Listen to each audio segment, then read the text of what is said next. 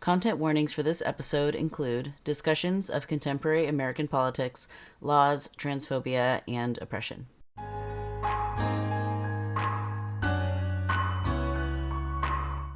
Welcome to GenderMeowster Podcast Network. Genderful is a talk show featuring non-binary and trans folks discussing various topics and special interests. We kindly remind our listeners that no person is a monolith of identities. All opinions are the speaker's own. This show airs live on Twitch at twitch.tv/gendermeowster, and VODs with show notes can also be found on YouTube.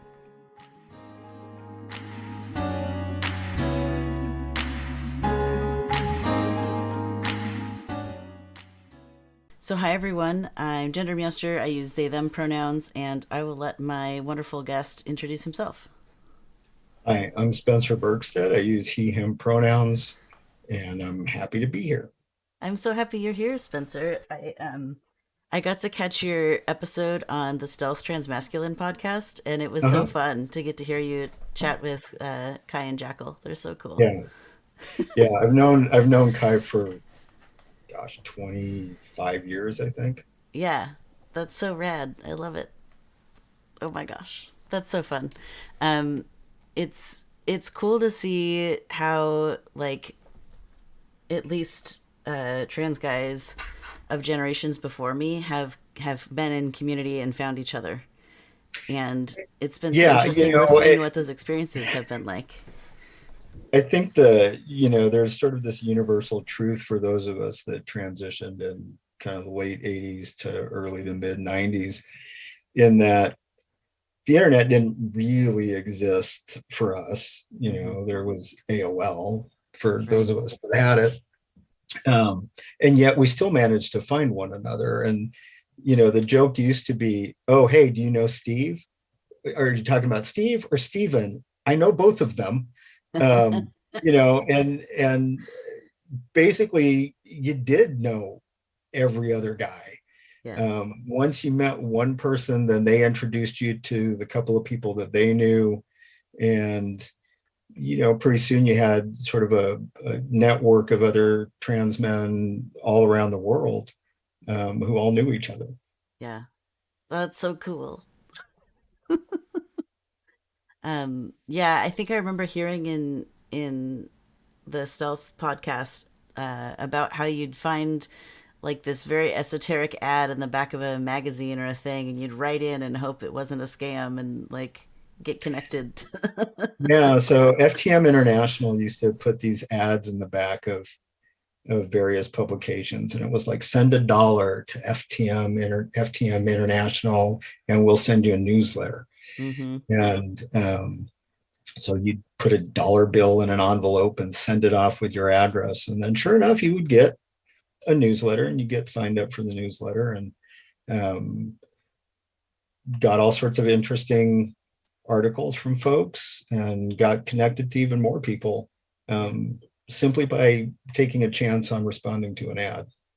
yeah. It's so like cool that that worked out, and I appreciate that they are like, okay, if you're gonna troll us, you're gonna at least give us $1. Right. Exactly. Exactly. Although, That's honestly, they didn't get trolled that much. that's good. I think, to some extent, the days before we were so connected 24/7, 365, were in some ways safer Hmm. than where we are now. Yeah. Yeah, it was you had to try harder to gang up on people, I guess. Because Try you all harder had to for that, physically for be in the same sure. place. Yeah, well, definitely try harder to gang up on people, but also I think it just wasn't worth it for trolls to spend the time and effort to try to find us. Yeah. And it was more about us finding one another. And I mean, anybody who has a background in queer community certainly understands sort of that underground network of finding one another, Hmm. regardless of how you identify as queer. I mean, Yeah. as somebody who identified as queer, who identifies as a Leatherman, and as a trans man, I had all kinds of different places where I needed to figure out where people were. Mm-hmm. and how to find them. And sometimes it was just a matter of you showed up at the Pride event in any given year and just introduced yourself to people. Yeah. Well, happy Pride Month. Happy Pride Month. Here, let me wave something gay in the air. As if the non binary flag that is like the whole scene isn't enough. We'll just add a little rainbow. There you go. So fun. Um, well, Spencer, I'd love to hear more about just your personal journey for a question or two before we dive into Sure. sort of the political stuff. Sure. Um, what are some things that you can trace back to your youth that indicated you might be trans one day, or what were sort of the early warning signs that you caught up to later in life? Well, I think for me, it started really early. I remember certainly being 4 or 5 years old and not at all identifying with being a girl. Mm-hmm. My best friend Mike lived across the street, and he and I did everything together. Mm-hmm. Um, and I remember literally praying at night to wake up with a different body. And then, of course, that didn't happen. By the time I got to be probably 11-ish, I want to say, um, we had moved to Minnesota, and I remember my mom taking me to the pediatrician Mm-hmm. and then leaving me in the room with him, which she had never done before, which I thought was odd. And then I remember him asking me if I wanted to be a boy, and something in my self-preservation toolkit said, lie through your teeth. So I lied and I said no. Um, Somehow I knew that something bad would come of me being honest about it. Mm-hmm. And for me, I'm 59 years old, so my experience is definitely based in being a child of the 60s and 70s. So my first exposure to trans people that I am conscious of was Renee Richards in the early 70s. I was a huge tennis fan Mm-hmm. and followed the women's tour. And at the time, Dr. Richards was trying to win her way onto being able to participate on the women's tour. Mm-hmm. And so that was my first exposure to trans people at all. And like much of the narrative that we still see today, the focus is almost exclusively on trans women and very little commentary, if any, about trans men or transmasculine people. Mm-hmm. So it didn't seem like an attainable goal for me. Um, so I continued to just be myself, which was a very masculine presenting person. I was very clear that I was attracted to girls. That didn't fly well in small town Minnesota in the mid 70s. But I had my best friend who was also a dyke. And then we had one other friend who was with us for 2 years, and then her family moved away. Mm-hmm. And we had some support through some of our teachers, which was instrumental, I think, in our well-being. Yeah, that's Um, awesome. yeah, we were really, really fortunate in that, to have teachers who were queer, quietly so, Mm-hmm. um, but who looked out for us. Um, And then, so to me, I just sort of defaulted to, well, I guess what's available to me is to live as a butch dyke. That's what's Mm-hmm. available. And it wasn't until I was in my late 20s that I met my first trans man. Mm-hmm.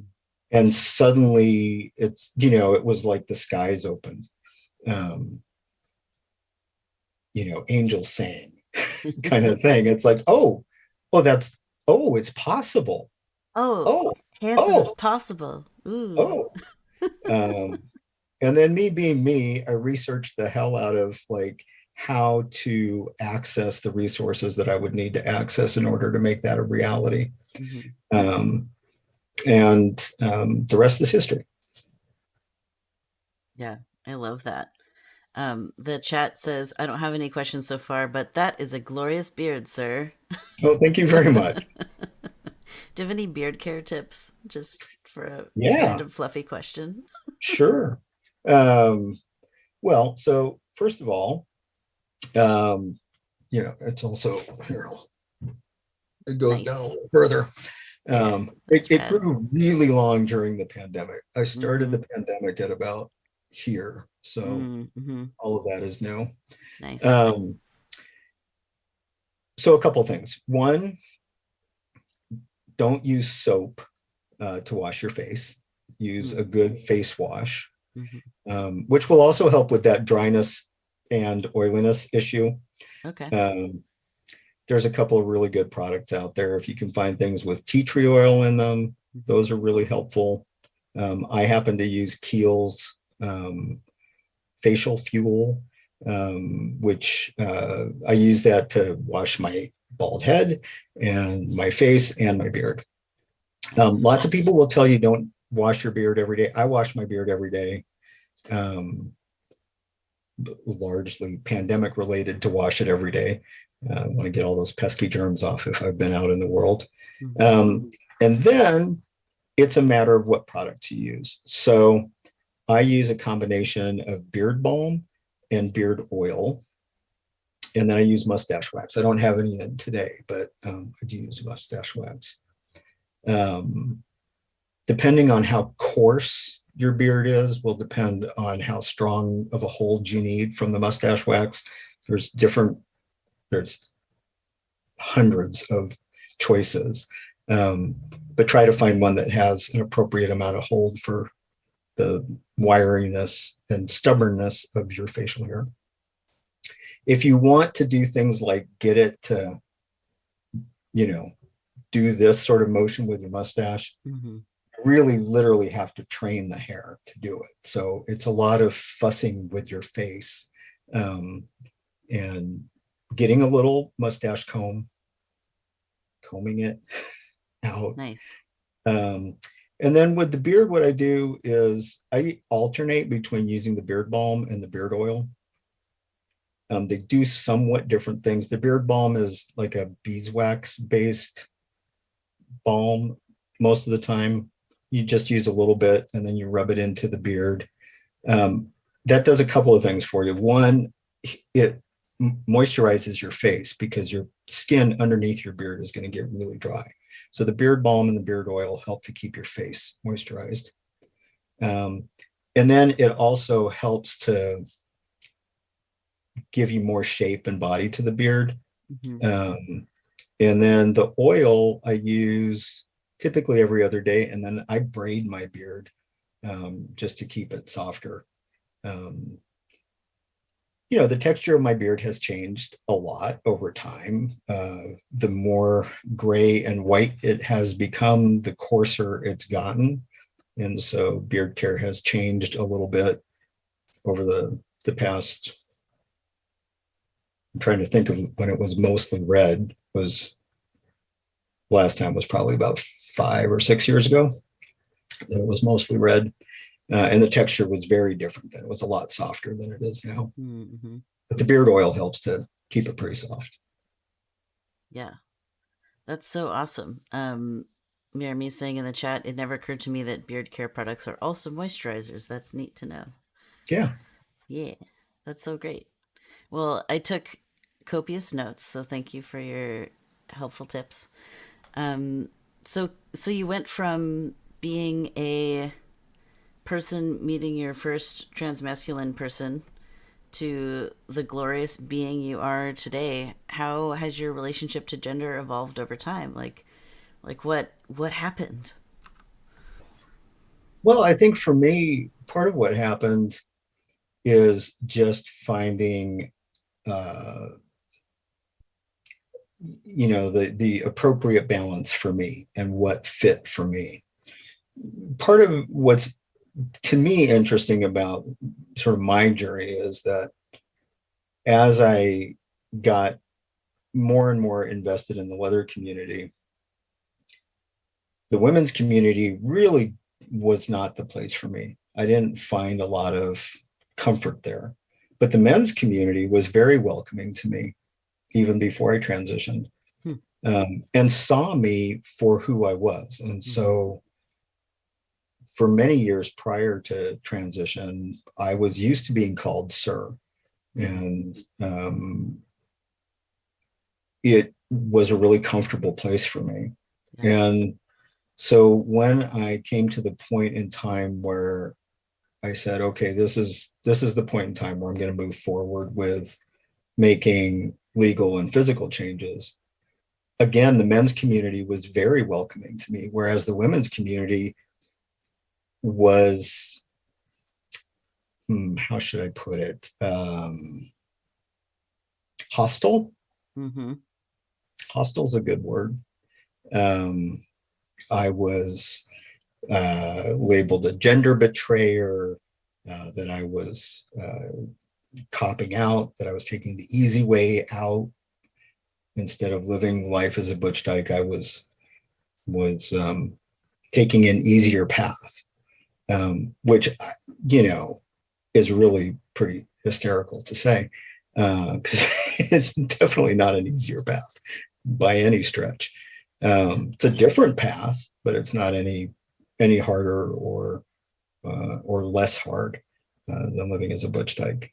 Yeah. And having had the experience of both, um, I can say one is not easier than the other. Yeah. So you encountered some of the trans exclusionary radical feminist language, perhaps. Well, really not so much that. I think it was more, amongst the women's community, particularly lesbian community, there was this sense of seeing many butches transitioning, and so this sense of loss, Yeah. on the one hand, and it's funny to me that the same arguments about, oh, we're losing all the butches to transition is still being made nearly 30 years after I transitioned. Yeah. I had a Um, lover who used that line on me once, and yeah, it was before I realized how trans I was. Like, I was using they, them yeah. pronouns, but I hadn't even considered HRT. Hmm. And, if for, I don't know, I feel like if the cis lesbians who are mourning all these butches that are leaving viewed trans women as women, Hmm. like I have a wife who's a trans woman. She's very butch, Hmm. like, and she likes it that way. She doesn't need to Yeah, be all super high femme. Like, right. when something breaks in the house, she's the one with the know how to fix it, not me. And so I don't know. I feel like there's just as many like uh, butch lesbians that are transbians that are entering the lesbian Right. sphere as Like, there so are it's a like net cis butch zero. lesbians Yeah. leaving. And yeah, it is a net zero. So it's just like hearing that grief piece about, oh, like you're so special, you're butch but you're still a woman, is sort of like this. For me, it was like this grasping, like, please don't leave. Right. And it was like, but I need to be who I am.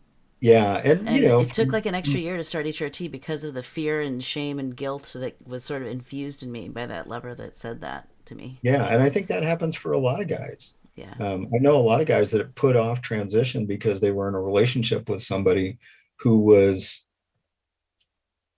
desperately uncomfortable with them transitioning. Yeah. And, it's only because, well, not only because, but partially because that person then is not living their authentic life, that their relationship is bound to fall apart. Mm-hmm. Yeah. And when you're preventing somebody from living authentically, I Mm-hmm. think that is a problem. And for me, as a feminist, I always thought feminism was, living your most authentic life and being as self-actualized as possible, whatever that may be. And so it was really confusing to me to have women then saying I wasn't being a good feminist anymore. Mm-hmm. Um, was very disconcerting. Yeah. But the other piece of it that I think is telling is how many of the folks that were bemoaning the loss of butches were also struggling with the fact that they're really attracted to trans men. Yeah.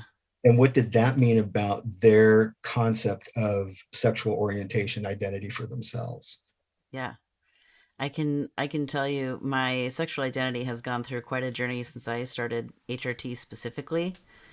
Like I'm pretty sure at this point I've been all the letters, collecting all of them. I think that's pretty universally true. It's like, wow, okay. But it's like it's I don't know. I'm making peace with it. It's a journey, but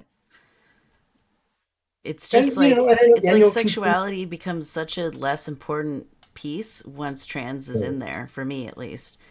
Like lesbian used to be like the strong, that was like Right. the identity that I was very committed to. And now that I'm like non-binary, I'm like, wow, I some days I'm lesbian, some days I'm gay, some days I'm some other pansexual, I don't know. And it's very more fluid than it used to be. Yeah. Yeah.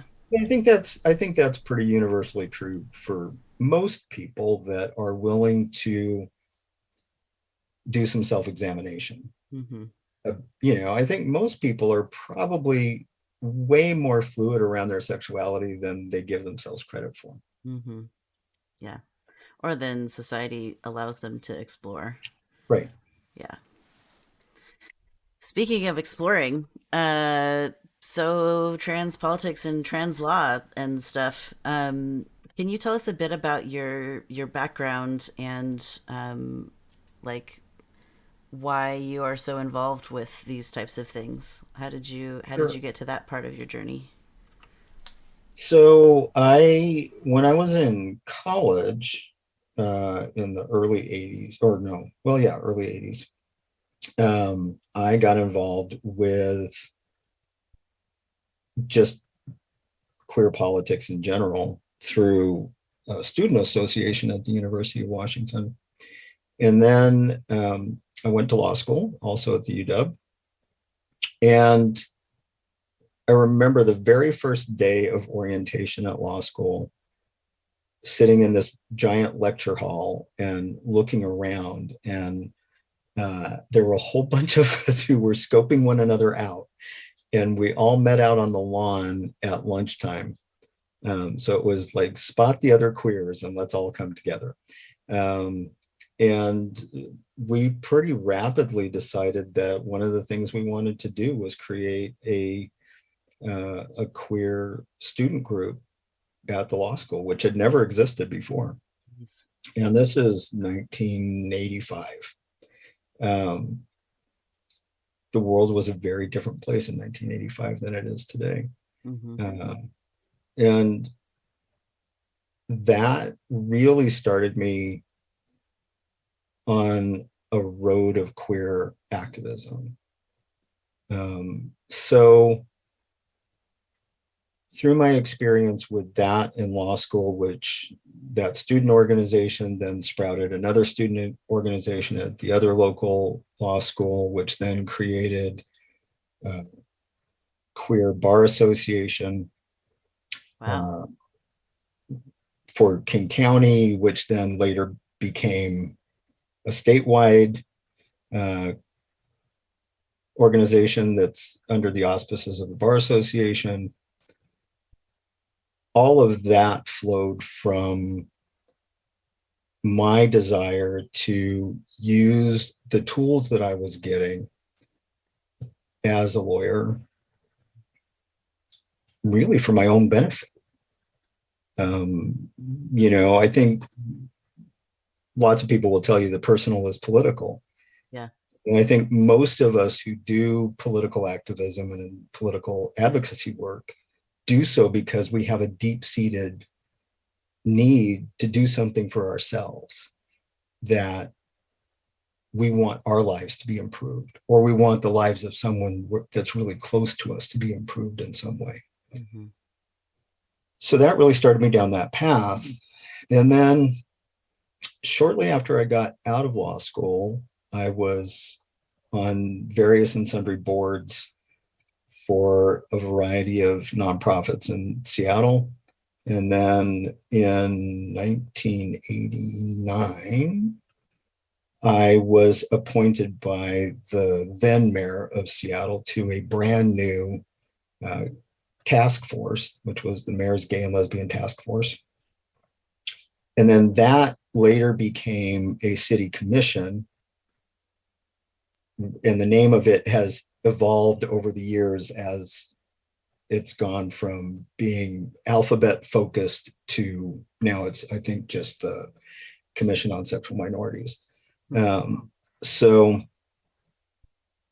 that political advocacy work was something that I was doing basically from the point that I started law school forward. That's so cool that you've been involved with all these different organizations through the years. Um, if I remember correctly, at this point you are mostly an activist and not so much doing law. Is that right? Yeah, I'm not practicing law anymore. There's a variety of reasons for that, but part of it is just after 28 years, I kind of reached a point where it wasn't fun for me anymore. Yeah. I graduated law school in 1988, and at that time, I couldn't get a job. There was nowhere that was going to hire me. Mm-hmm. I remember I participated in a documentary that they did about women judges in Washington State on the 100th anniversary of the first woman judge in the state. And the interviewer asked me what my perceptions of the legal profession were at that time. And I said, well, here's the thing. The law is still a conservative profession and they want Ken and Barbie, and I'm more Ken than Barbie. So my chances are not good. And that turned out to be true. I interviewed with the same number of firms that my cohort did. They got jobs I didn't. So I ended up striking out in a solo practice right out of law school, which is both remarkable and frightening. It sounds challenging, yeah. But if that was, it sounds like that was your only option to practice law, is like start your own deal. That was really my only option at that point. Yeah. And my law practice really had very little to do with trans anything. It did have something to do with LGBTQ legal issues as a whole, in that my practice in part focused on estate planning and probate. And I still am a huge person for talking about the need to do your estate planning. And especially for trans people in this day and age, please get a will, get powers of attorney, get medical directives done. Make sure that you're putting people in power over you or your estate that you trust and that are going to respect your identity. Yeah. There's nothing worse to me than seeing a trans person be erased by their family of origin because they become incompetent or incapacitated or they die. Mm-hmm. And it happens over and over and over again. Yeah. And there's ways to prevent it, but you have to be proactive about doing it. Yeah. Is there any sort of regional or national listing of queer and trans lawyers that do that type of estate planning? Like, you are not doing it anymore, so we can't all rush and knock on your door and say, can you do our estate planning? So if someone's looking for that type of help, is there any sort of resources we could point people at? Definitely, you can look at the LGBTQ Bar Association. They have a directory of members, and it's a nationwide organization. Most states will have some sort of directory of LGBTQ lawyers. whether that's through a business association or because there's a bar association. And you can certainly find folks that way. So, yeah, it looks like maybe qlaw.org is a good website for that.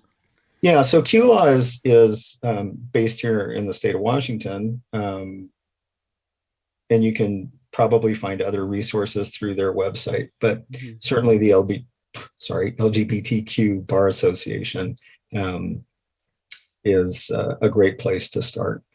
Awesome.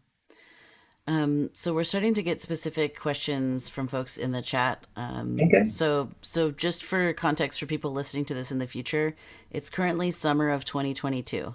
So we're talking about political events that are happening now. If it's been a year or two, who knows what happened? We don't know. Right. You do. We don't.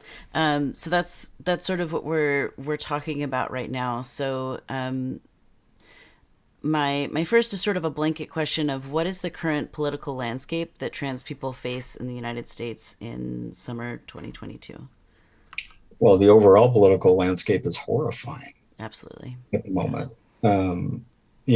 I was telling a colleague of mine the other day, in nearly 40 years of activism as a queer person, I have never been more afraid than I am right now. And this is coming from somebody who was out at a time when being out was illegal in more than half of the country, Mm-hmm. um, where being out and kinky was against the law in all kinds of places.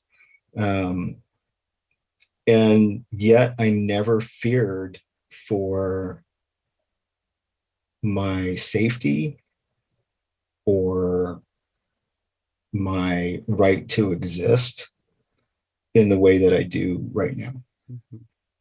Mm-hmm.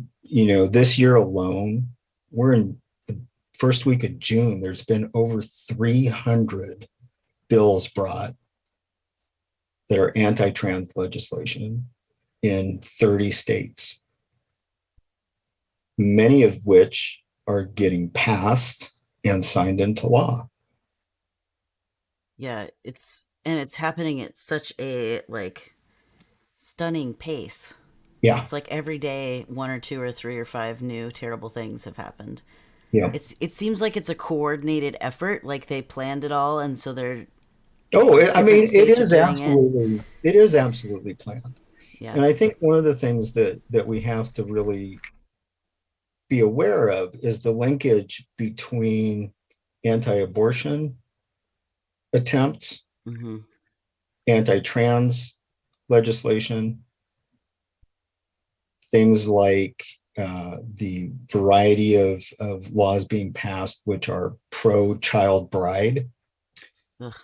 in certain states, the anti-contraception bills that are being So brought. outrageous, all of it. What's the thing that links all of those things together is Controlling people's bodies. controlling people's bodies. Yeah. And trans people are the low-hanging fruit politically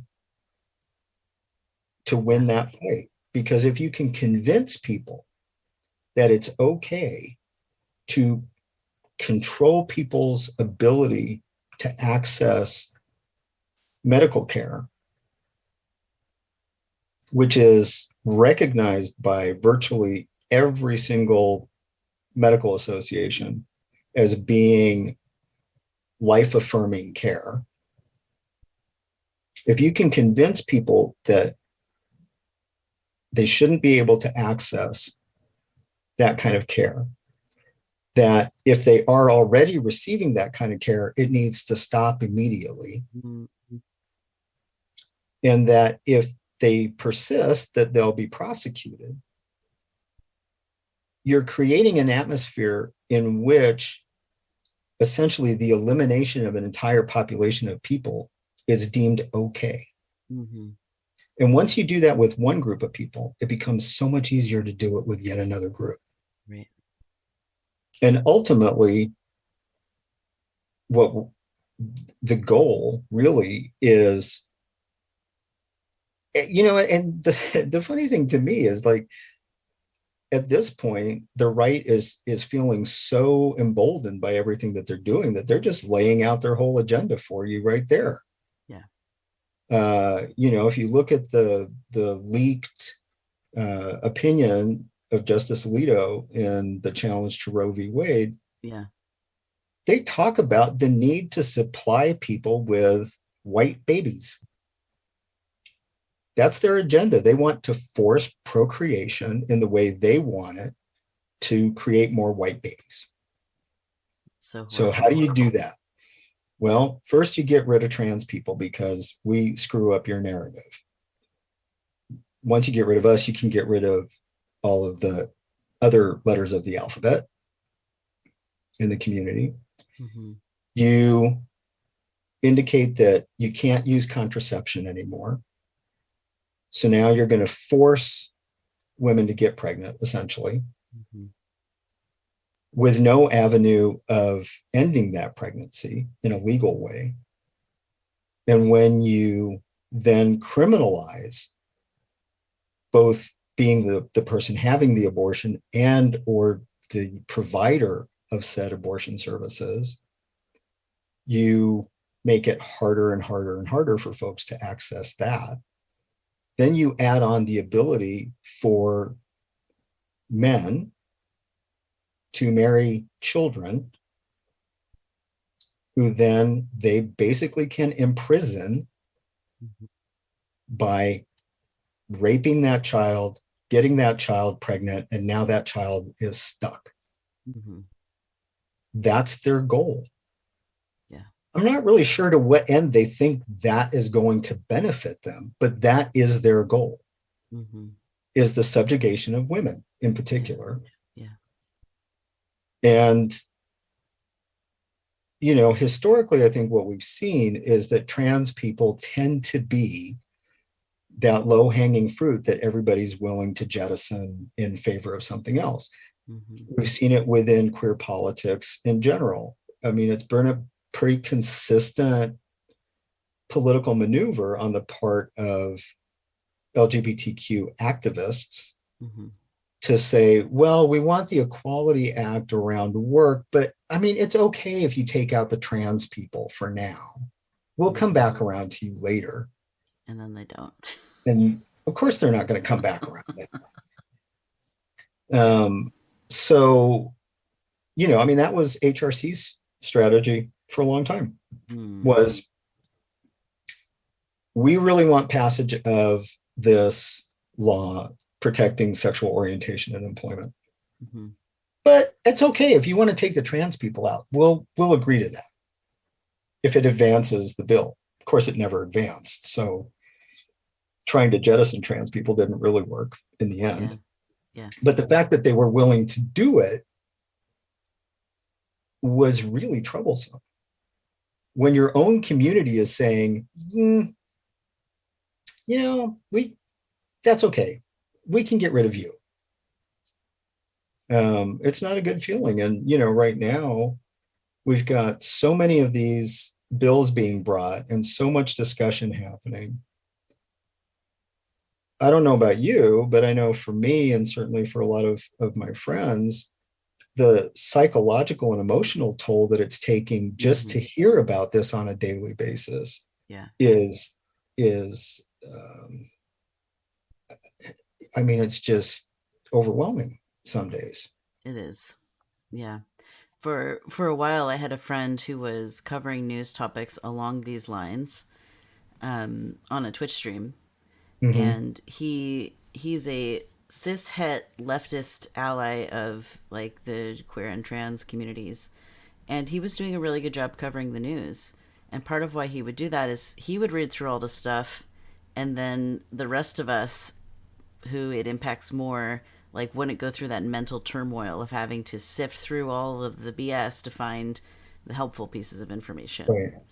And even he like got burnout and had to go back and get a job, and like he wasn't making enough money doing it, Yeah. and so he had to go find work. But Yeah. it's yeah, it's really stressful.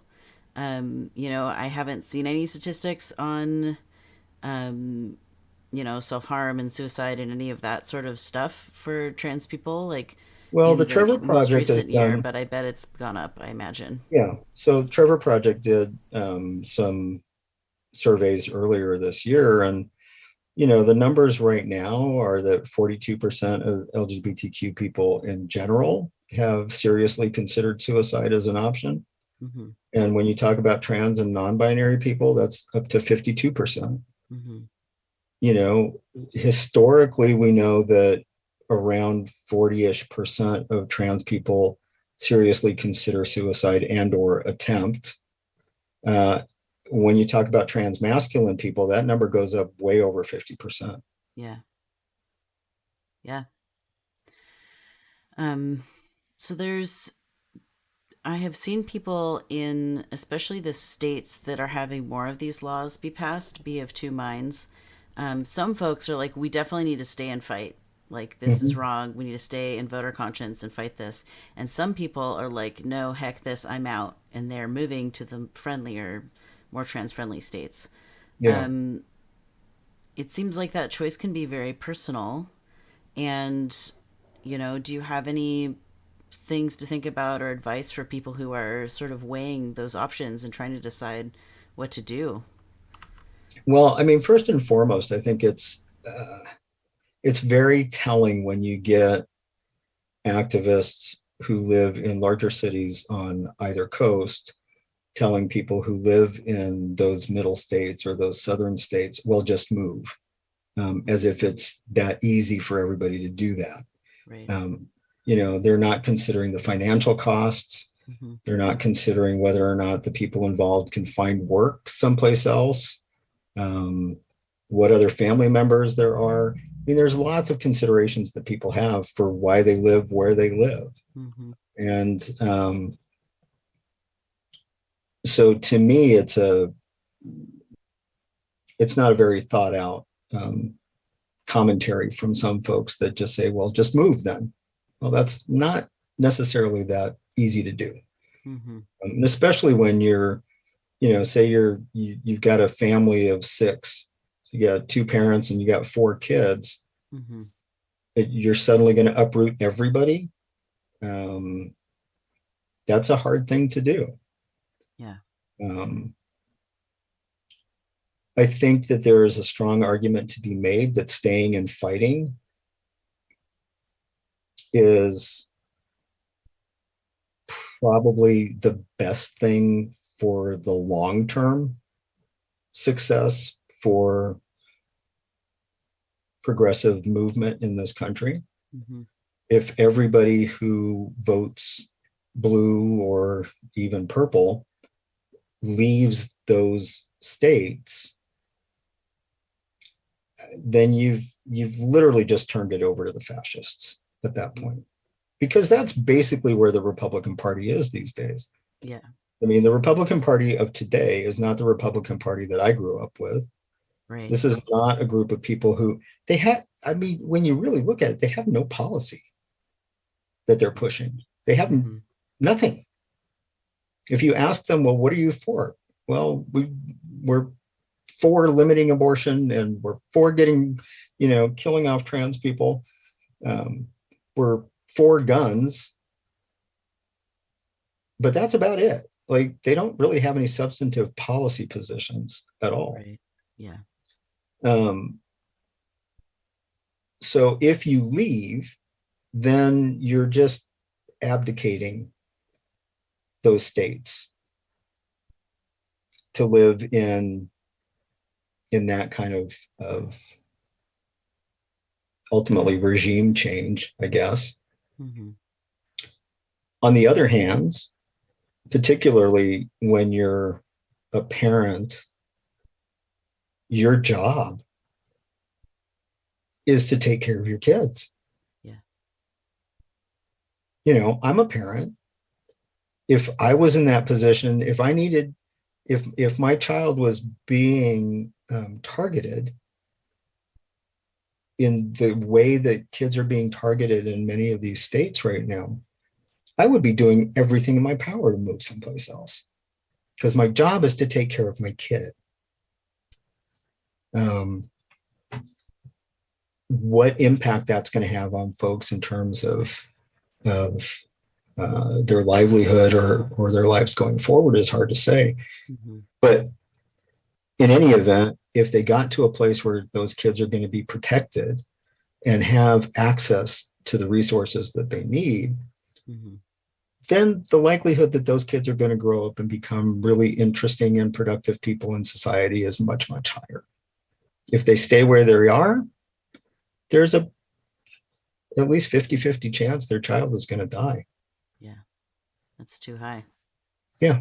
And that's not a risk I would take. Yeah. Yeah, so it sounds like the age of the gender diverse or queer person is a huge piece of the puzzle. I think so. I Yeah. think, depending on how old the person is, uh, how ingrained in their community they are. Mm-hmm. Um, for some folks, if they're living pretty stealth, they might be safe. Mm-hmm. Yeah.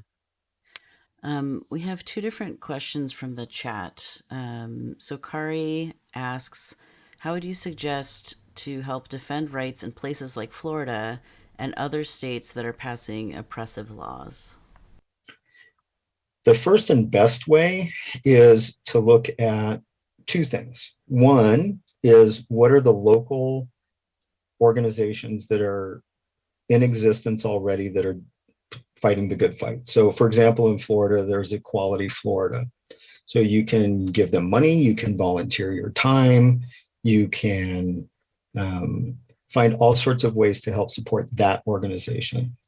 On a more national level, you have the ACLU, you have Lambda, and you have NCLR, which is the National Center for Lesbian Rights, all of whom engage in taking on litigation cases in these states and are being quite successful. And all of that costs money. So at the very least, consider donating whatever you can, or do a fundraiser for them if you can. These folks are working really hard, really hard. On a really sort of micro level, Mm-hmm. look at what's going on in your own community and how you can be supportive of that. So one of the things that has been really gratifying for me over the years is seeing how many more small local pride events there are. So right now is a great time to look around. What communities around you are having pride events? Go and support those pride events. There's a town just north of where I live. They had their very first pride event on Saturday. Aw. There's another town to the east of me.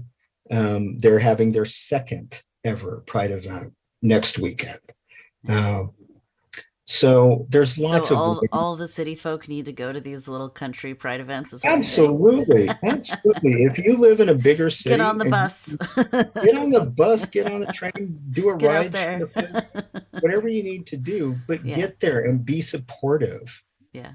Because part of how we change hearts and minds is by normalizing, and I hate that word, but normalizing who we are for other people, right? One of the things that we know has worked strategically around queer rights in general is when we've had political campaigns that involve us going, and this is, sort of pre-internet days, we would literally go door to door, knock on people's doors and introduce ourselves. Mm-hmm. And for people that claim that they had never met an openly gay or lesbian, bisexual, or trans person, to suddenly be confronted with, now you've met one, Mm-hmm. it's a lot harder to hate when you're looking somebody in the face. Yeah. It's a lot harder. And part of why the internet, I think, spawns the kind of vitriol and hatred that it does is you're not actually face to face with anybody. You're sitting looking at a screen, and you have the protection of that screen and that keyboard and a sense of anonymity. So you can spew whatever hatred you want because it's not, you don't see the impact of that hatred on another person's face. Mm-hmm.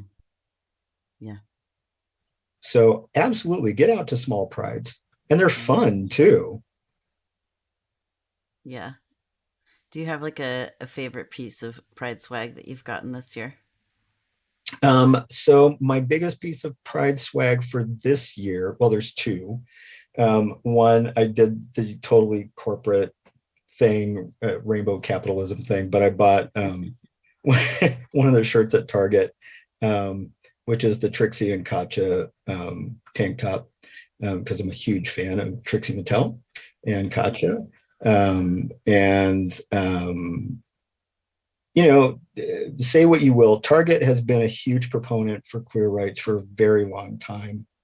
They're one of the first major national corporations that made it very clear that trans people were welcome to use whatever bathroom they wanted to use. And we're really public about it. And we're perfectly willing to say to their customer base, if you don't like it, don't shop here. Mm-hmm. So I'm happy to support that. My other piece of good pride swag this year is a t-shirt that says protect trans youth. Yeah. And then, and probably my favorite one is actually from Kai and Jackal at Stealth, because they sent me a Stealth t-shirt for their podcast. So That's so awesome. I love yeah, that. They're actually going to be on this show at the end of the month. awesome. I'm so excited. I've been trying to book them for months and months, and we finally found a time that works for all three of us because I'm going to have both of them on together, which will be That's an adventure. fantastic. Yeah, I'm looking forward to it. Definitely. Yeah.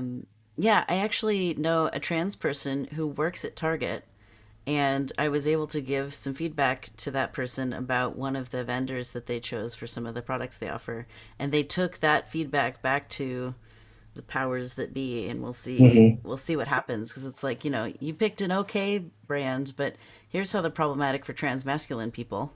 Right. Try again. Yeah. Like, Yeah. pick someone else, maybe trans owned instead of only lesbian owned, see how that goes for you. Yeah. Yeah. Sadly, it's a local company for me. So Yeah, I hear that. yeah. Um, yeah, so people are saying things about Target in chat now. It's so funny. But yeah, it's been refreshing to see that. I've also heard that Target specifically, and this is not sponsored by Target, if anyone's wondering. But I've heard that they're actually planning to have this Pride stuff that they're doing be part of Pride every day, and they're gonna have like binders and other things. They can't technically call them binders. I think they're like compression tank tops or something Yeah. Something like available at Target, like that. 24/7, Yeah. 365, which is great news, especially for like trans youth in Texas and Florida who, Exactly. aren't old enough to go to some of the 18 plus stores where usually is where you had to go to get a binder. And can't Exactly. order online because they don't have a credit card because they're Right. teens, but they can go to Target. Yep. Like, it's a big win for It queer is. youth. It's a huge win. Yeah. So that's some good news, I guess. With Yeah. everything happening summer 2020 is Target's got bunders for youth. Yeah. Hey, Uh, I'll take the wins where I can get them. yeah, totally. Okay. So this username is a lot of words put together. Um, Romy Rune Julesiette says, "Hello, Spencer, fellow JD here.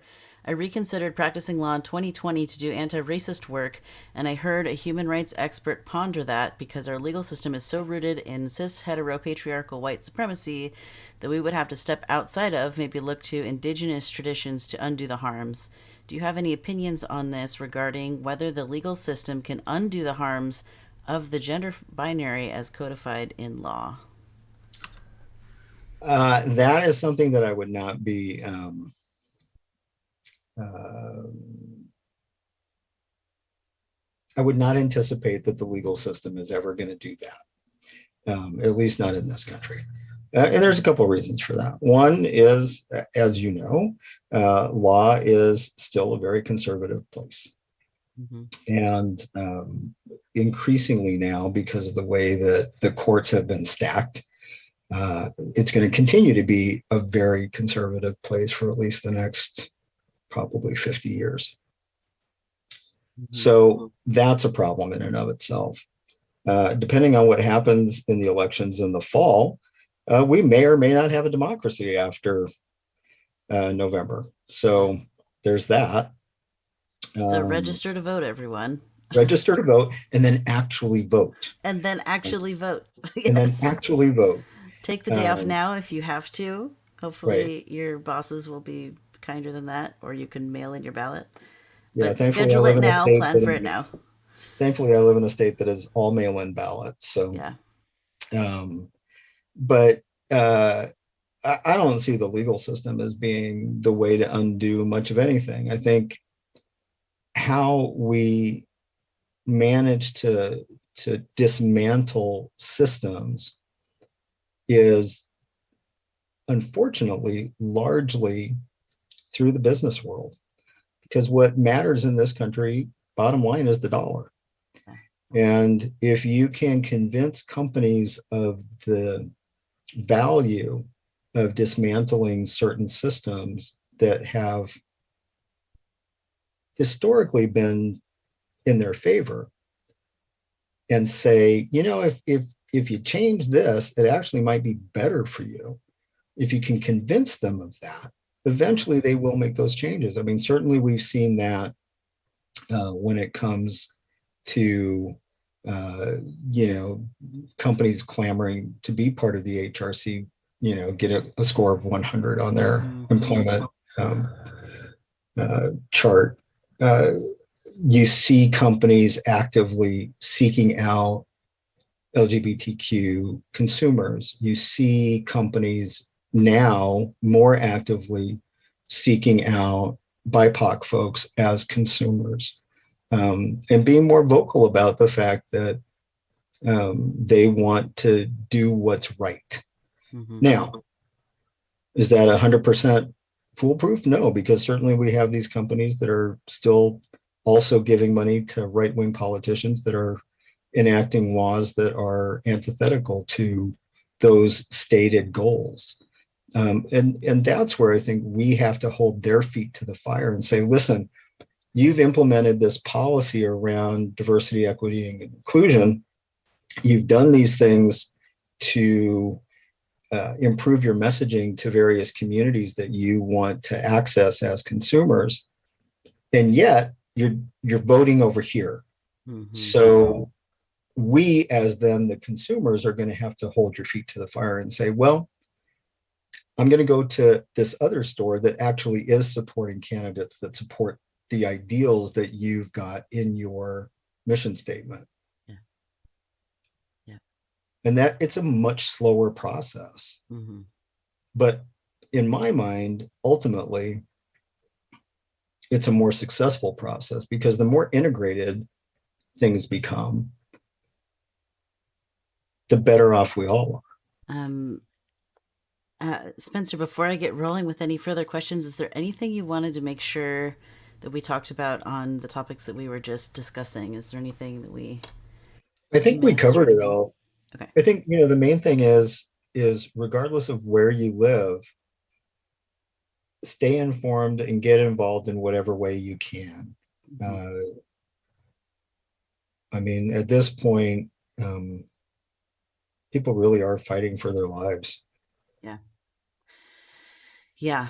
I know for me, I am a disabled person. I have a lot of chronic pain. And so, especially like when the Black Lives Matter protests were going on a couple years back in full force, right at the start of the pandemic, um, I didn't have the spoons, to put it in the disability language, to like go and be a physical body at a protest. But like my wife and I put together a med kit cart and gave it to a friend who was going to the protests, and like Yeah. would be someone to call if someone needed help or whatever. There's It's important to find some way to participate, even if it's not the big public thing. Yeah, and the reality is not everybody is able or ready to be out. Mm-hmm. So but that doesn't mean that you can't do things quietly to help. Right. Um, and like you say, we all have circumstances in our life that make certain things possible and available to us and certain things not.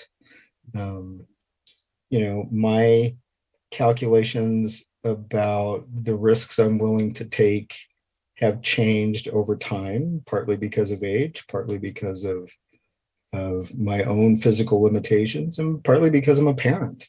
Mhm. Um, and now also partly because I'm the primary caregiver for my elderly mother. So, my the factors in my risk assessment have shifted from when I was in Mm-hmm. my 20s and 30s. Yeah. Um, so how do you or how would you suggest taking care of mental health while staying engaged? It's so tempting to just like be an emu and put your head in the sand and like ignore it. And Yeah, like because it's overwhelming. It's a lot, especially like for me as someone with ADHD. It's like it's hard to tell what's important and what's not, and so then it's everything or nothing. It's very black and yeah, white thinking, which isn't helpful.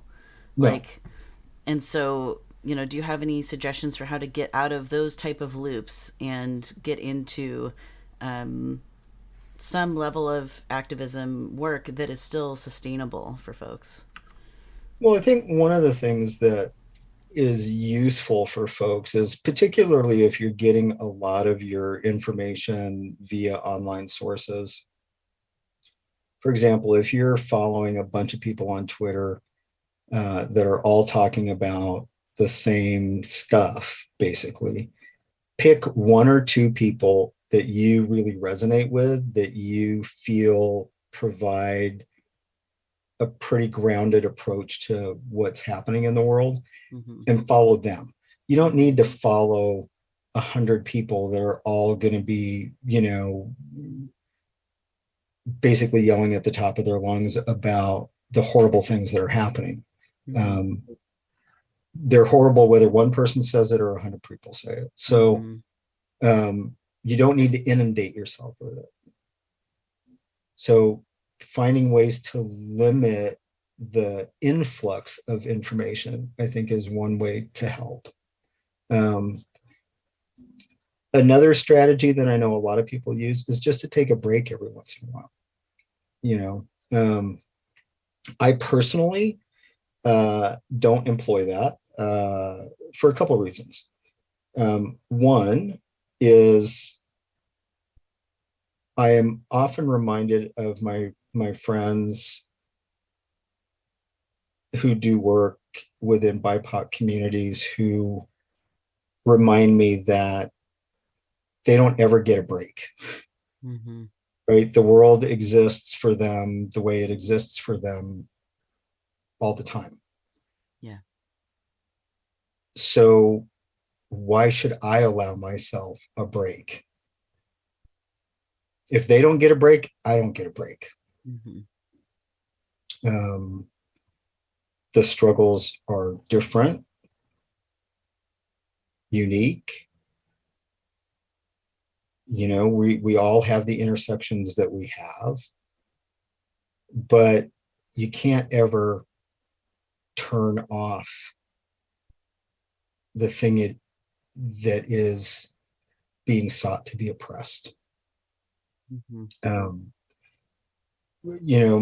my child is autistic and is very impacted by her autism, and so I don't the the disability filter in our house never goes off.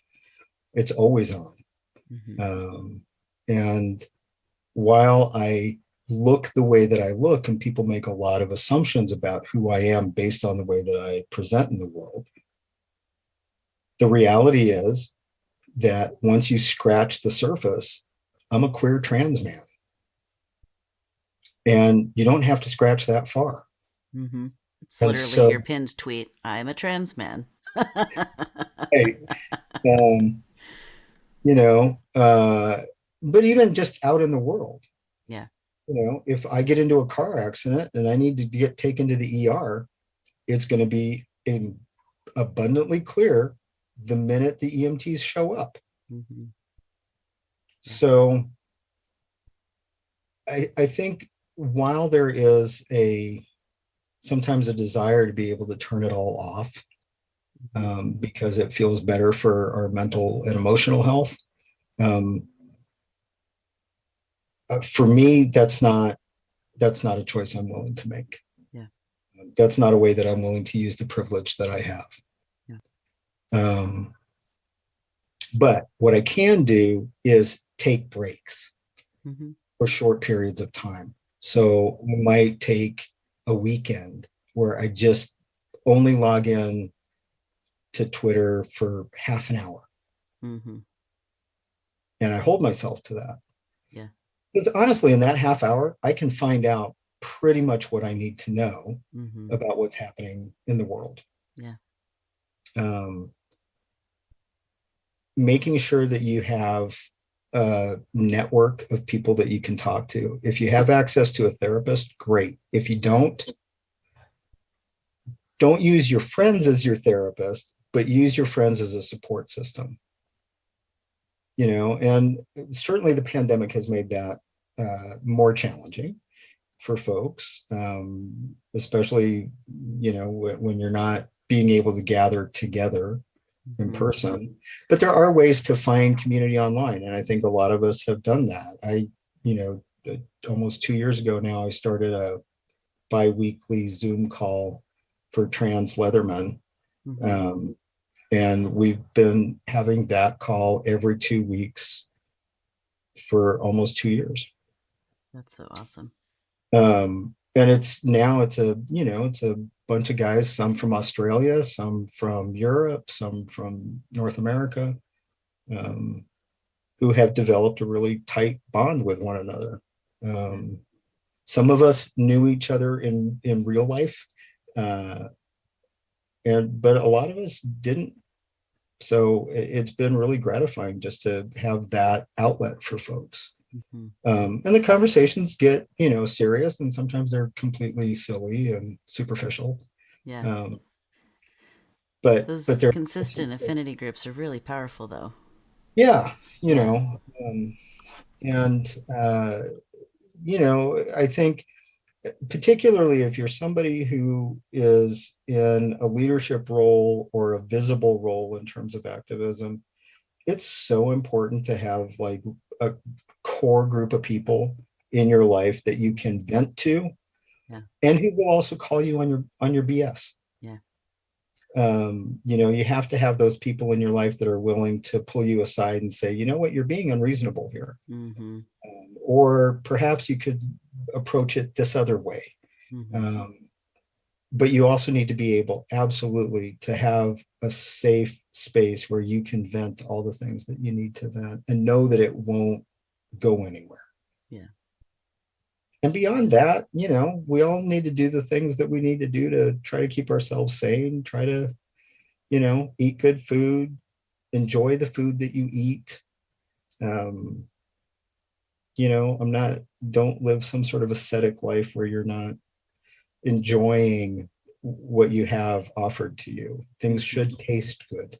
Hmm. Um, you know, Go outside, breathe the air, go Yeah. for a walk if you can, or do something to exercise in some way, get out in the world somehow. Hmm. Um,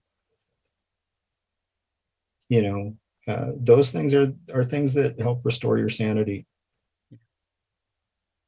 Yeah. I love these tools for resilience. Yeah, and I, here's the thing: like trans people and queer people have been around since time immemorial, Hmm. and they keep trying to break us. They keep trying to get rid of us, and they haven't yet.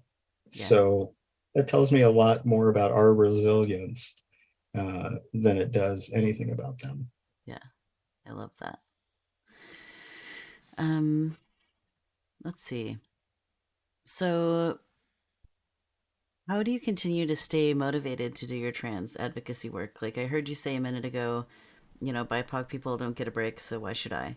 But Right. are there other pieces that help keep you motivated, or are there wins or positive outcomes that you've had that make you feel like all this work is actually going somewhere, or you know, is doing Oh, something. for sure. I mean, if if I wasn't getting results somehow, some way, it would be pretty demoralizing, I think. Mm-hmm. But over time, certainly there have been some really good wins. We had a situation in Washington State, probably, oh gosh, probably almost 20 years ago now, where so the Department of Licensing, when I transitioned, there was a lovely woman who worked at the Department of Licensing in Olympia who was the processor of all gender marker change requests. Mm-hmm. And so you would address a letter directly to her, you'd ask her for what you wanted, and then she'd send you back an official notice to take to the local licensing office to change your stuff, Cool. which had worked great for a long time. And then there was a new person appointed to be the head of the DOL who was not particularly trans friendly person, who Mm-hmm. then created all these additional hoops and unnecessary requirements. And so I, along with a couple of other folks, did some advocacy work directly with the governor around how to shape DOL policy to make it more functional and easier for folks to access. And that was very successful. And we were able to get the changes that we wanted. While we were in the process of that, the Department of Vital Statistics heard about what we were doing. And so they contacted us and said, hey, we want to make this super easy for people to change their gender marker on their birth certificate. Would this be a policy that you guys can agree with? And we said, yeah, that's great. That's awesome. That policy then became essentially the policy that was adopted by Secretary Clinton when she was Secretary of State for how US passports deal with gender marker changes. Mm-hmm. That came directly from Washington State, directly from advocacy work that I did. That's amazing. And, I'm going to take that as a big win. That is a huge win. So if I finally get around to updating my passport to have the X on it, it's all your fault. Indeed. That's amazing. Did, Um, did you have anything to do with the like gender neutral bathroom stuff in Seattle? no, actually, I didn't have anything to do with that. Okay. But that's a huge win here. Mm-hmm. And and I'll tell you, the whole thing about gender neutral bathrooms for me is not even just about trans rights Yeah. at all. It's about disability rights. Mm-hmm. As the parent of an autistic child who Mm-hmm. is female, when she was little, it was pretty easy. I would just take her to the men's room with me. She's 17. She's taller than me. Mm-hmm. I can't bring her into the men's room with me anymore. And certainly this Mm-hmm. image going into the women's room is not a particularly welcome thing. But Mm-hmm. when there are gender neutral bathrooms, I can make sure that she is accessing bathrooms safely, um, which is not even necessarily about um, anybody bothering her. It's just about hygiene and cleanliness of the space. It's like I want to make sure that she's going into a stall where there isn't urine all over the seat, Yeah. or that she's not touching a bunch of stuff, Mm-hmm. which she has a tendency to do. And making sure that she washes her hands before she comes back out. And I'm certainly not going to ask some stranger to be responsible for her. Yeah. That's asking too much of people. Yeah. So gender neutral bathrooms to me are a saving grace. Mm-hmm. And it's meant that it's more possible for me to take her to more things Mm-hmm. and more outings because I don't have to worry about what am I going to do with her while I need to go to use the restroom. Yeah. Yeah. You know, I mean, there's only so much safety I feel about saying to her, stand right here, don't go anywhere. I'll be right back. Mm-hmm. Um, and that's about knowing what the statistics are for women being sexually assaulted in this country. Mm-hmm. And then that number is exponentially higher when it comes to um, girls and women with disabilities. Mm-hmm. The stress of taking her places Yeah. without gender neutral bathrooms is huge.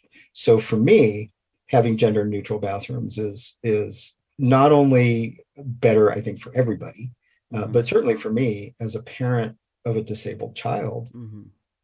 it's critical. Yeah. Trans Capybara asks, have you worked with Gender Justice League in Seattle on advocacy work? I have indeed. And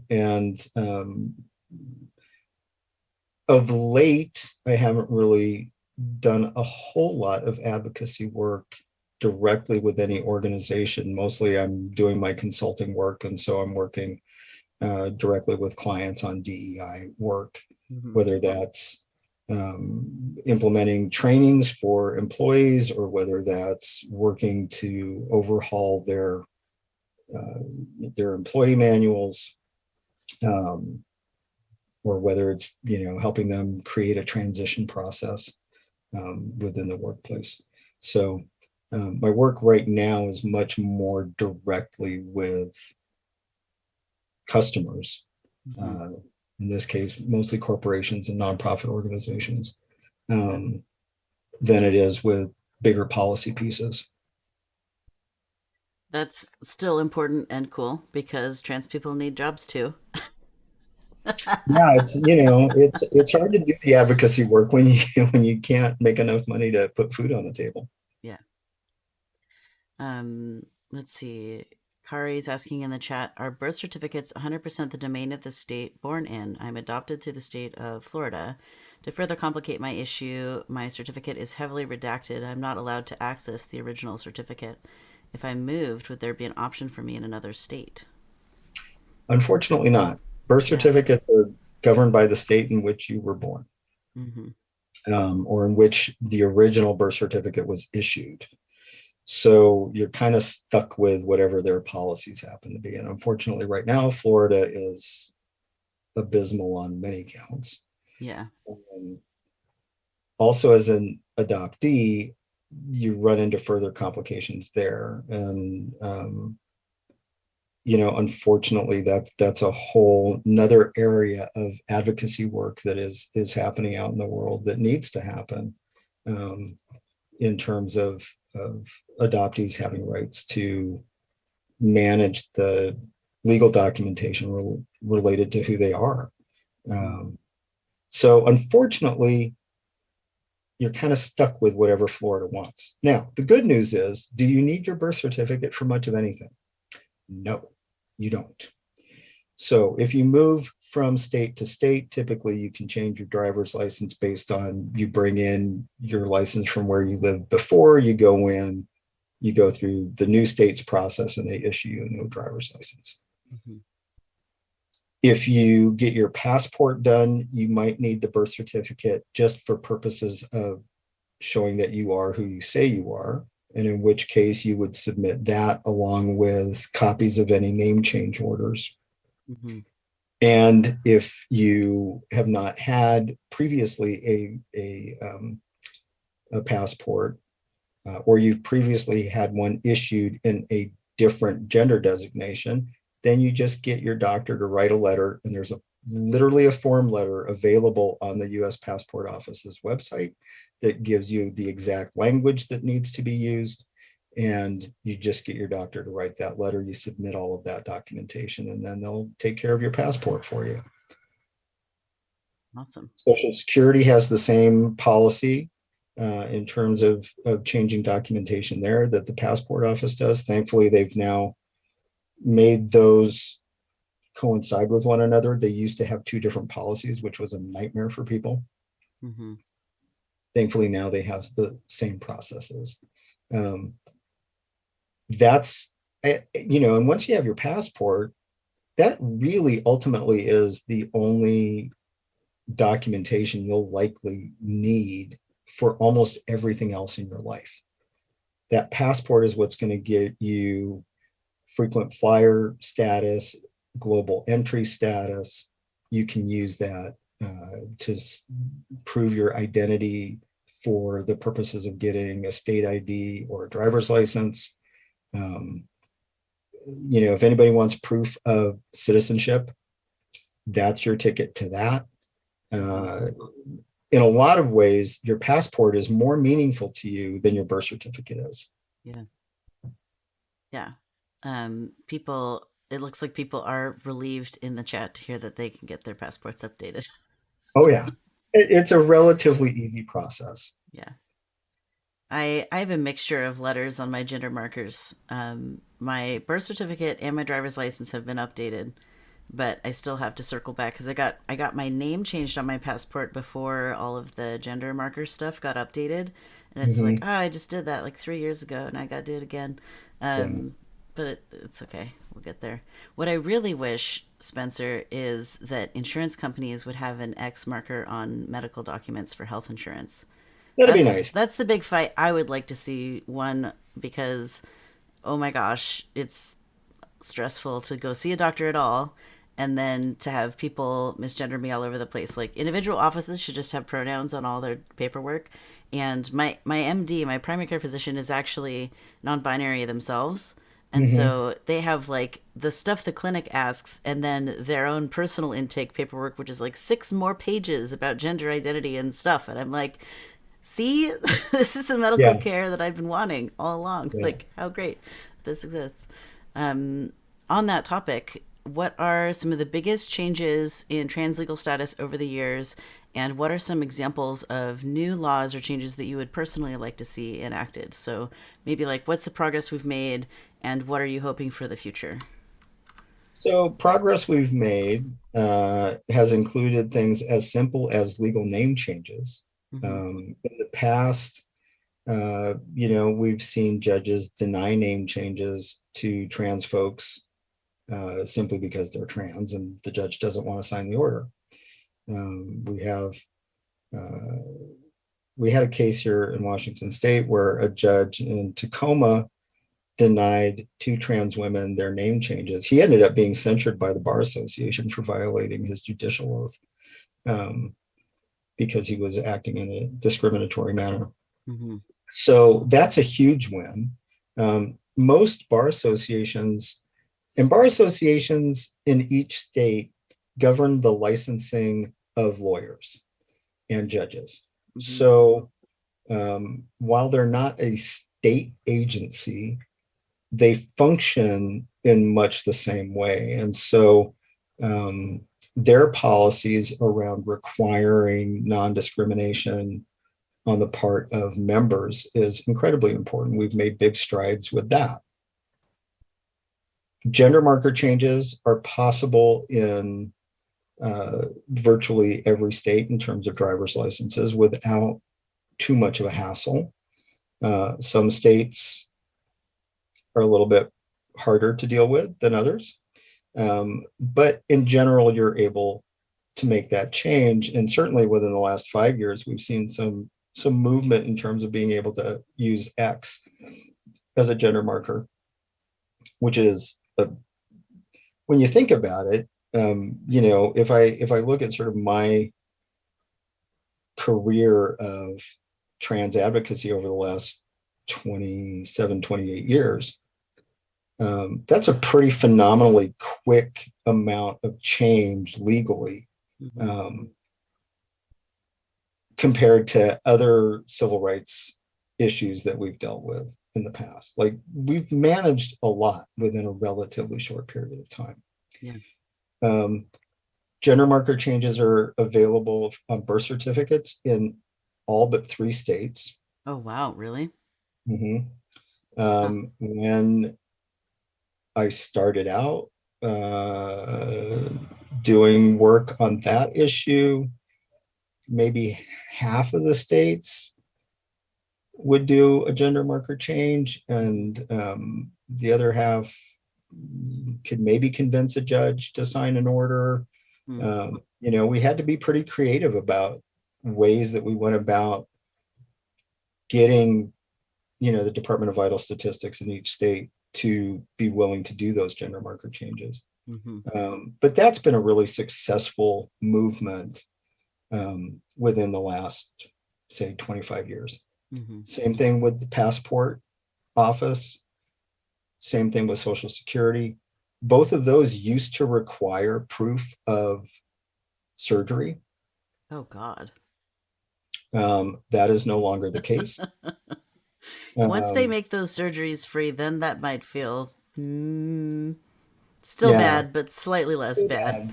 and But there it's and so there are classist. still and unfortunately there are still states where they won't change a birth certificate without surgery. Louisiana being one of them. In which To case, be not trans only without surgeries. yeah, but they require if you want your birth certificate changed, you have to go get an exam by a doctor in the parish in which you were born. Wow.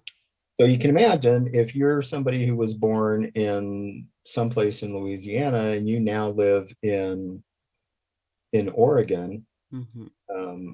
you've now got to fly yourself out to Louisiana and go through all of the process of applying for this birth certificate change and then go see some doctor you've never met before, who knows nothing about you, who's Yeah. going to examine you and determine whether or not you get to change your gender marker or not. Yeah. That's terrible. So while there has been tremendous positive change, there are still a couple of places where there's work to do. Yeah.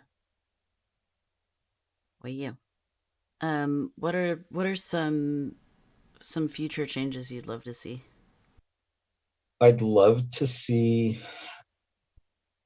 every single state insurance commissioner require every medical care insurer in the state be mandated to have to provide trans affirming care and cover it under their insurance policies. Right now, that's not the case. There Right. are some states that require it, uh, and uh, certainly folks that live in those states benefit by that. But if you live in one of those states that doesn't require it, it can be hard to get medical insurance that will cover treatment. And Yeah. you know, insurance companies are always going to look for a way to not pay for something. Right. So if they have an exclusion for trans related care, if you go in for a broken arm and they somehow say that that's related to the fact that you're taking testosterone, and so that has diminished your bone density over time, and so therefore it's trans related care, we're not going to cover it. Now you're having to fight with the insurance company Yeah. for coverage. Are there So lawyers for fighting insurance companies about this silliness? there are, you know, sometimes that ends up being more expensive than just paying for the medical care, Uh-huh. unfortunately. Yeah. And insurance companies know that, Yeah. you know, and people often talk about, you know, well, you know, I would just go ahead and sue somebody. Well, you know, I'll tell you, there's a whole calculation that I always encouraged my clients to look at in terms of a particular issue that they would come in with. One is, are you suing because of the principle of the thing? And so the outcome doesn't necessarily matter. You just want to fight on the principle of it. If you have a certain outcome in mind, what happens if you don't get that outcome? Mm-hmm. Also, how prepared are you to stay in this litigation for the next year to two or longer? Are you going to be able to take time off of work? How, if it's something that's traumatic to you, how willing are you to continue to relive that trauma over and over again? Because you will be questioned about it over and over again. Mm-hmm. Do you have the financial and supportive resources that you need to get you through the next year or two litigating this thing? Mm-hmm. And if the answer comes back to any of those that no, you don't really have the wherewithal to do it, chances are it's not worth it to sue. Yeah. The one time that ever came up in my life, I was in a car accident that I wasn't at fault, but someone else was driving my car. But because it was in California instead of the state that I live in, the laws are different. But my Right. lawyer was in the state I was in, so they thought, oh yeah, we definitely have a case we can, press for this. And then we realized, like, no, like they don't have any assets, and because of the state it was in, it benefits not you. It's like Right. heck. Yeah. Well, And and that's honestly, the I feel other bad thing. for the lawyer. He put all this work in and didn't get paid at all because he Yeah. was like, he gets paid when he wins. So Right. it was a that was a time. Yeah, and I mean that's the other factor too, is if you're suing somebody and you're hoping to get money out of it, do they actually have any money to pay you with? Yeah. Well, and insurance companies do, but They they certainly also do. they also have the pockets to defend their money. They do, and they Yeah. will. Yeah. Yeah. Um well, I'll make this my last call to the chat. If you have any other questions you want to ask, I have two or three left to ask myself. Spencer, is there anything that we missed about trans law and trans politics that you'd like to make sure that you say? Not really. I mean, like I said before, and I'll repeat it again, please stay aware of what's happening. Encourage your friends to stay aware.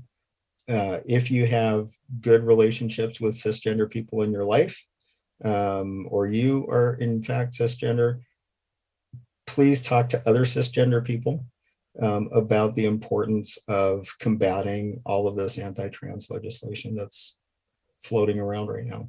Mm-hmm. Yeah. I've been making friends with all my neighbors. We just moved and bought a house for the first time, and we're the only trans people on the block. So we had a housewarming party and invited all the neighbors over so they could eat our delicious food and realize trans people are good at cooking too. Build a rapport. Yeah. Um, yeah.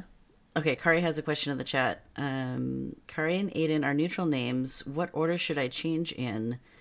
That is, go ahead and change the name before I attempt to change the marker, or do both at the same time. Um, so it depends on the state that you live in. Florida. Florida. Mm-hmm. So in Florida, I would go do the name change first and then deal with the gender marker change.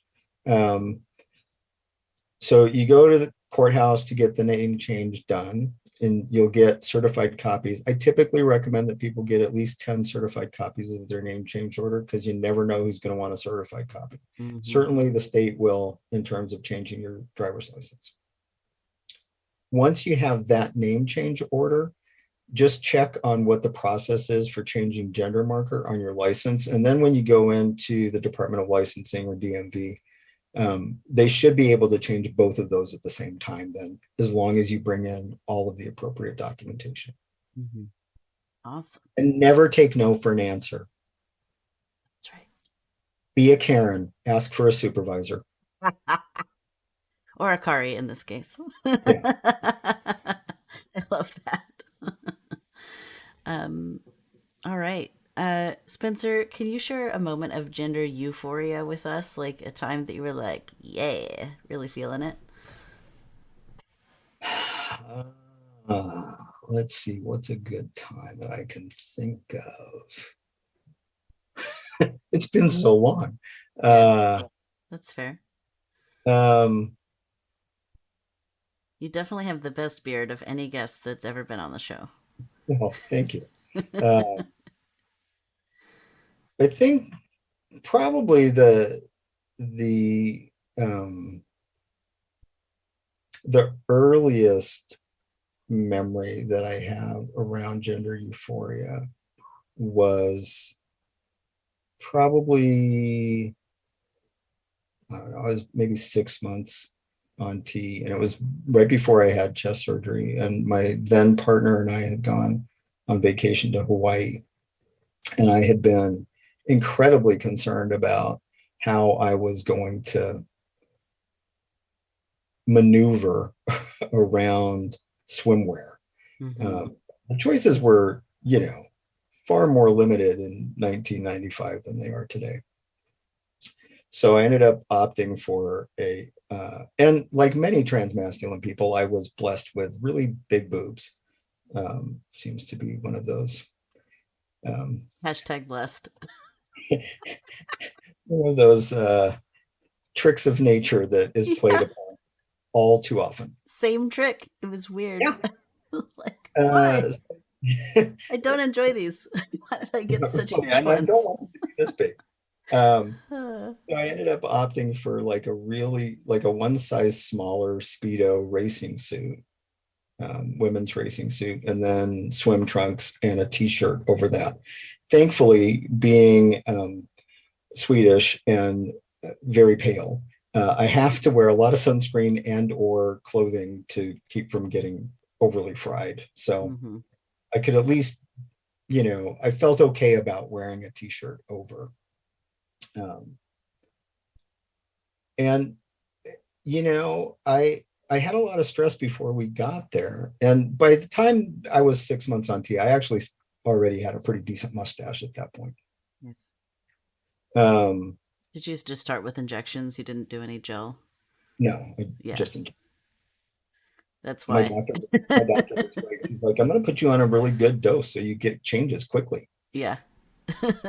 Yeah, she's my doc at the time. She's pretty amazing. That's Um, rad. uh, but I remember like there wasn't a single person on that trip that misgendered me, regardless of what I was wearing, regardless of the fact that I was taking off one wet t-shirt to put on a dry t-shirt out by the pool. Like it didn't register for people, which I Hmm. thought was really interesting. Um, there's a there's an invisibility that comes with being seen as normatively male. Hmm. There's a interesting anonymity that comes with that that was really refreshing.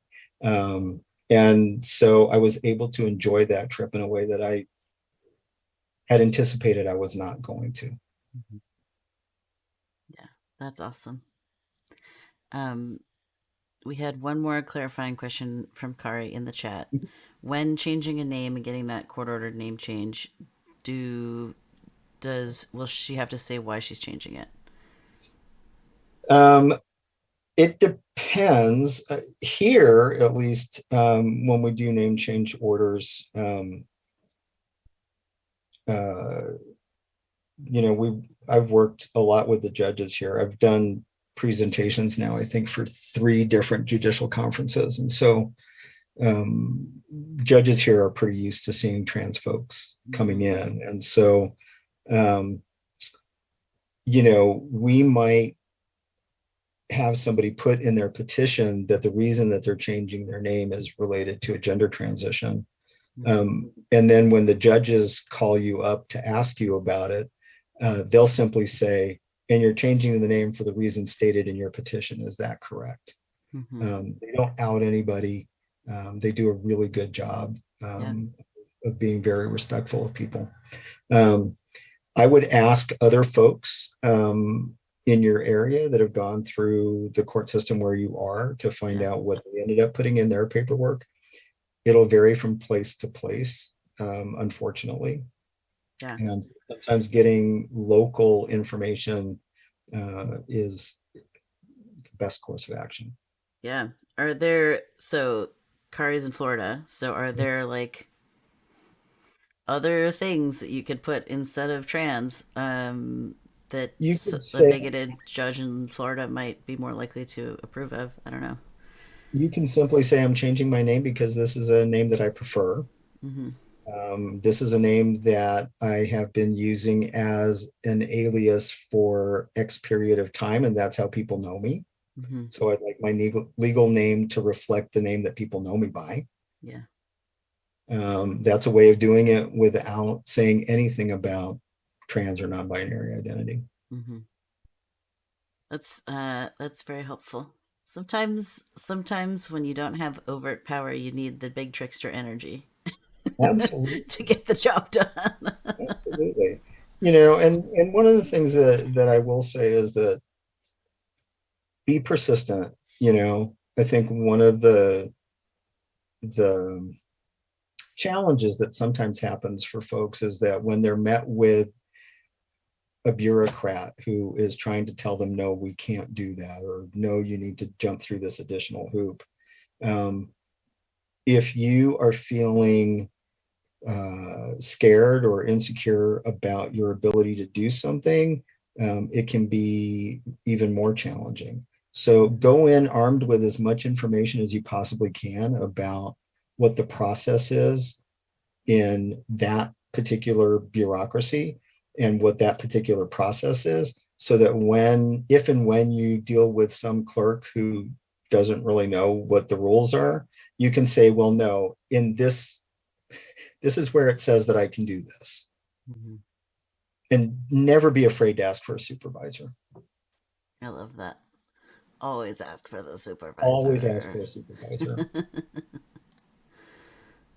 That's so fun.